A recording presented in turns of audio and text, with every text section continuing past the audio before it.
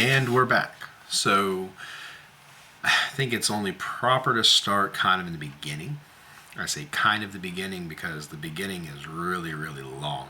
So where a lot of endings are actually the beginning of other things. So not like the very beginning, but we'll start at pretty much the beginning of the biblical era is what I'll refer to it. So the biblical era, meaning the the removal of the other deities on earth, the removal of a separate priest hierarchy, the removal of multiple powers, essentially, polytheism, right? So the other gods have essentially completely fell out of line with the divine will. They then themselves either became mortal and died as men, or they were put up in the realms, and that's all she wrote. But basically, hands off Earth, right? And then through other nefarious means, some gods remain that are, stronger, this and that and the other. So that brings you pretty much up to the point of Abraham or Abram.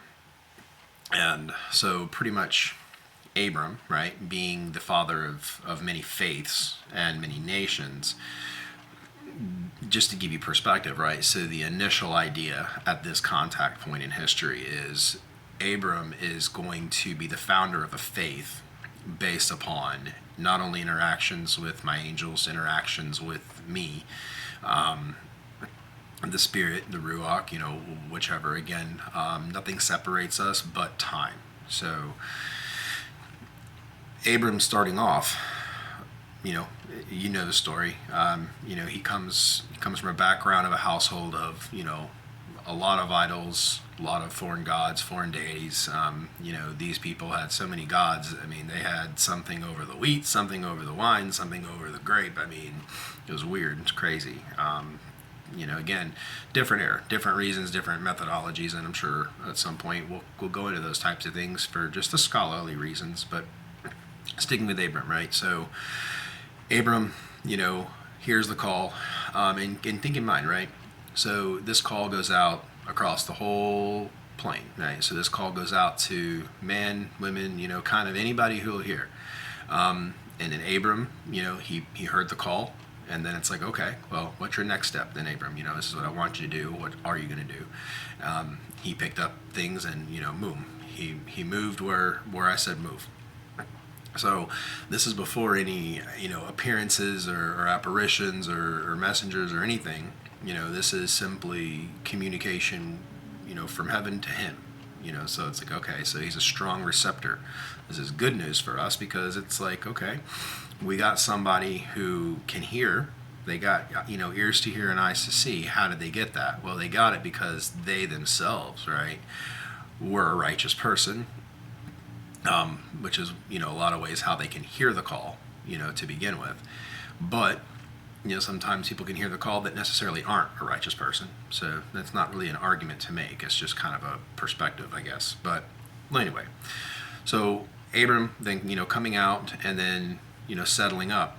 But the thing is, there's a lot of stuff that actually happened with Abram. So the first call, right, got him to move. It was the mobilization call. Then the next call was, how much do you trust me? So you trusted me enough to leave. You trusted me enough to, take these people with you. You trusted me enough for all this. So it's very much like pushing the boundaries of a relationship. So, okay, a lot of people have kind of had that middle ground faith, but a lot of people stay in that middle ground faith. Are they going to move to, let's say faith was broken up into 5 parts, right? And most people go 1, 2, and then 3, and that's usually where they're comfortable and they remain.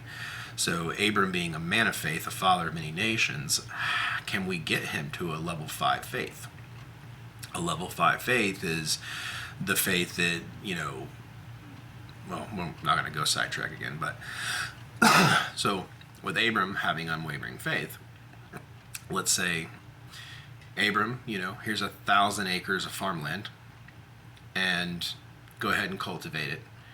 Year 1 was good to you. Now I'm going to burn half of your field. I want to know how you're going to react to this. Now, I've told you that everything I do is for the greater good. Do you trust what I say? Or are you going to fall on your own laurels? So Abram smiles, painfully, but says, okay, Lord, like, my heart is yours, I'm yours. If you say I only need half of the acreage to grow twice as much, then I trust you. I have no reason not to trust you, Lord. Okay? So that's what happened, right? So then Abram actually has half of the land, but grew twice the crops. Then by year, say 3 to 5, other things, such as cattle being multiplied in ways that he never even thought of. And again, I really don't know if this is written in your Bible or not, but it is written in my Bible at home. So in this walk of faith, Abram actually has this many cattle, and then magically, I guess you could say, he comes into more cattle and more cattle and more this and more that, and then he's overabundant, and so he's getting into basically a sequence or a rhythm where he's letting the Ruach, right? He's letting the power of heaven direct his steps. And many times, the flesh wants to react this way, react that way. Like the flesh is going to say, 1,000 acres, I could yield this much and this much, and it's simply impossible to yield more crops with half the acreage, blah, blah, blah, blah, blah, blah, blah, blah, blah. That's a human being, right? That is equivalent to a squirrel and his knowledge of the backyard. And the squirrel knows that this tree has this acorn, that tree has this acorn, and this palm tree has this for his house, right? And that's about as far as he can go. And his knee-jerk reaction, if I was to take him out of the yard, right, he could get anxiety, like, oh, my nuts, my palm tree, all these things. Well, as a person, right, if I'm going to move the squirrel to acorn heaven, right, I know he's going to have way more than he bargained for, but he doesn't know that, That's how this relationship works with humankind, is just because your human mind can't reconcile it because it doesn't fit into your science narrative or it doesn't fit into your fact narrative or whatever. I'm sorry to say, but you think your world is sterile and black and white, and it's everything but. The world is very fluid. It's a creation. It's not a natural sequence of events that just so happen to bring the most diverse amount of life could ever be found in the cosmos, that is housed to not only intelligent but superior intelligent human beings, which is a pretty big deal. So remain in perspective that this is a creation created by God, ran by His holiness, our holiness, if you will. And again, I always still give that glory and praise and honor to upstairs, even though I am the same upstairs as downstairs, but again, to keep my own righteousness, it's only proper for me to do that. But anyway, I digress. So my point is, as Abram is learning to walk out his faith, not just have faith when things are good, but to have faith when things are bad, and to know with 100% certainty the Lord provides. Like, the Lord is not only going to show up, but He is going to show up and shine out. Like, that's how Abram got. So Abram got to a point where he almost got excited over bad situations because he's like, oh, the wind is changing, the Lord's moving, something's about to happen, I know it, and it would. So fast forwarding, and of course we understand, with the children and all that, and I'll cover that maybe on a different video, because that's a dangerous territory with everybody, all of you out there. I know you just want to argue over who gets what, who belongs who's the real, shush. So going up, right, and Abram taking the sacrifice, right, and an ultimate test is a God telling you, do you trust me here? Okay, it's easy to trust maybe with crops, maybe to trust with this or trust with that, and the pregnancy and all these things. But what if your God then asked you to do something so outlandish that couldn't make sense to you, and all these things, right? Would you still obey? Do you trust that much? And so that is the whole exercise. And you only can see that looking back in time. Because if you're in that moment, you don't know the outcome, right? You had to 100% rely on if the good God said to do something, it's got to be for a purpose that just I can't understand, right? Well, then of course we know the story, right? Well, the sacrifice was obviously provided, and the rest is history. So that's the level of faith, right, that Abram instilled in the people to come. And of course, many nations of, in many faiths, right? So you can still have many faiths, many paths of faith, but you must still have an equal 100% true non-variative tree, essentially, right? So, and I try to elaborate on that, I guess, is you could have, you know, lots of faith in this certain angle, right? Like, let's say you're the kind of person that your faith building walk happens because the Bible jumps out at you, right? It speaks to you in certain ways that nothing else does. And so that's your way of like building that faith, right? So you're still praying to the right God, you're still, obeying the Ten Commandments, like you're still in the center, the centrifuge.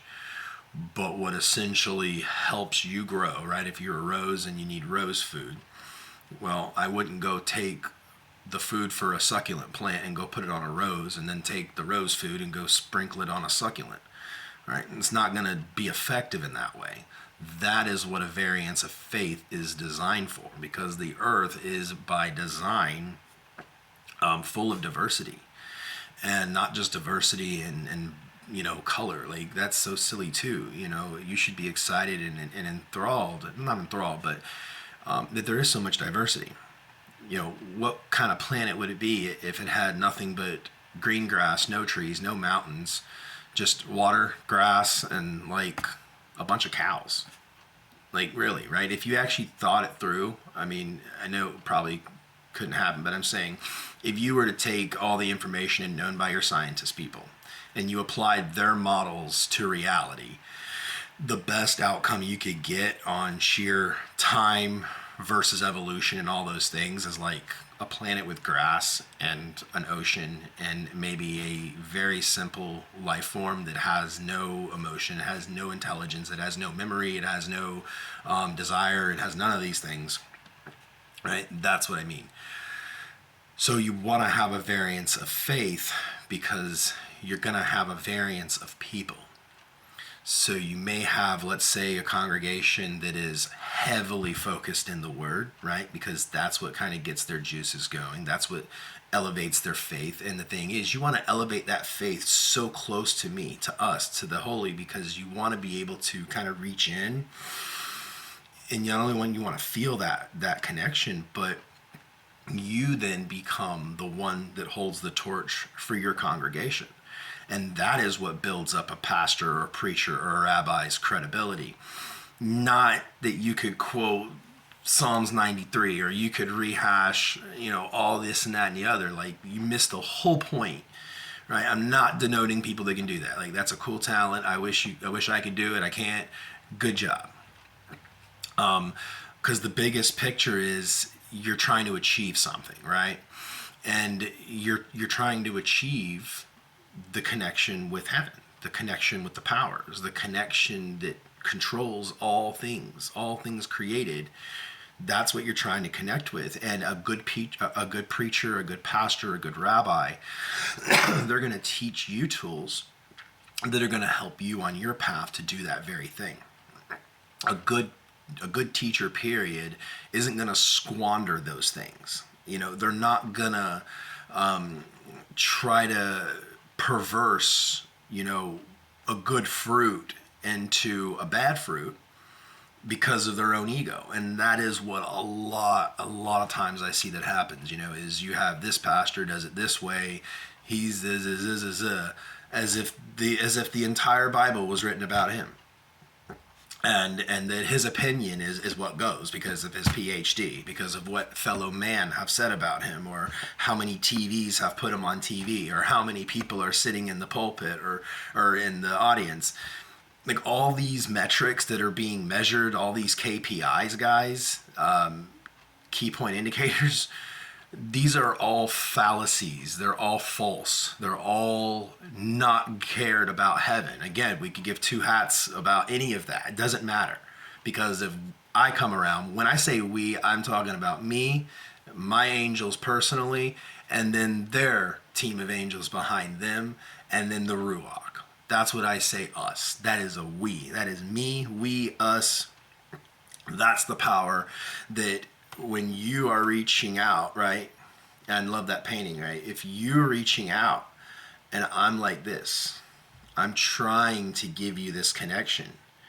And once we can get that connection, it's like, okay, now you are a solid teacher of the kingdom. You know, you are known by heaven.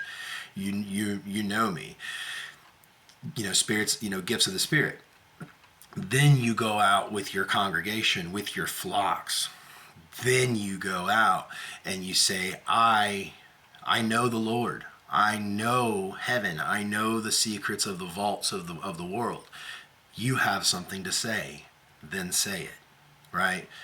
You're not going to get there with the false name, period. You're just shut down. I really don't care if you've got 120 PhDs. If every human being in the world loves you, you have the best haircut. I don't care. If you're 6'4" and you're the most handsome specimen, if you're my gift to the world, which you're not, but if you were, it still don't matter. None of that matters, to be honest. Because then at the same time, this is what I mean. It's a lot of these things are bell curves, guys. So what you started off as a good thing, you work. And then the thing is, you let it go to your head and then you're quickly at the bottom, right? You let it get out of control, you're quickly at the bottom. So it's a real slippery slope when you want to try to get behind the pulpit and teach the flocks correctly. Right? Because number one, you've got to be so selfless that you're willing to do anything and everything to make sure that your flock is not only on the right path, right? But it's going to be a realistic pathway to heaven. Not just pleasing what they want to hear, right? Not just backing up Grandma Irma, you know, or you know, these John D people. Like, what is it? Like, honestly, guys, some of the nonsense, it drives me nuts. Like, I feel like I have like a tick. Like, I get so anxious with this stuff because, like, straight up mixing like witchcraft and demons and stuff like that, right, into the house of the holy. Now, anyway, that's all done because of egotistical teachers, preachers, pastors, opinionators. Like, that's what I mean. Like, well, I think the name should be this. Oh, I think this should be this. Well, we're not painting a boat, right? So your opinion doesn't matter at this point. What matters is there are living, breathing human beings that are real on this ball, this big rock, and they're not saved. They're not saved. Why are they not saved? Because I can't open my book of life and I can't pick up the spiritual speed dial and go, oh, they're so-and-so. Nope, there they are. I can check in on so-and-so because I can see them cooking breakfast. I can dial in on so-and-so and see, you know, what's coming down their future. I can see all these things, right? Out of what, 8.4 billion people? That's a lot of people to be hooking up, right? If I'm the electric company and no one has electric, I know who's hooked up and I know who's not. I also know who I really want to be hooked up, because if they do, we're talking major league miracles, but I can't get like even the highest mind, right? Even these educated people, even these rich people that live in like the most gorgeous places on earth that have like literally beautiful manufactured lives, that's their challenge.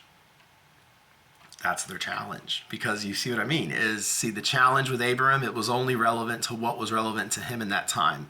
What is relevant to all of you in this time is I understand the things you fight through, and I'm not going to make it easy. I'm not going to sit there and take the super uber rich pastor and try to pull him in line with the holy, because then I think I'm going to get millions of people.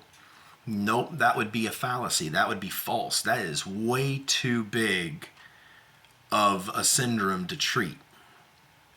Can't do it that way. It needs to be smaller, and it also needs to be direct to the people. You got to feed your people truth. You got to feed your people things that are effective. And if the one who comes from the place you're trying to go, right?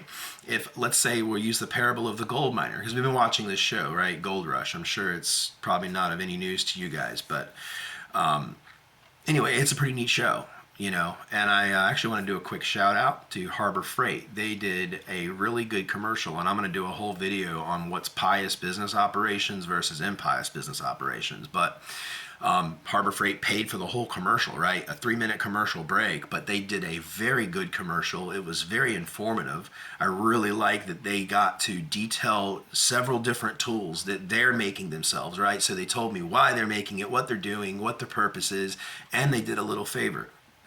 That was pretty cool. So good job, guys. Back to my point.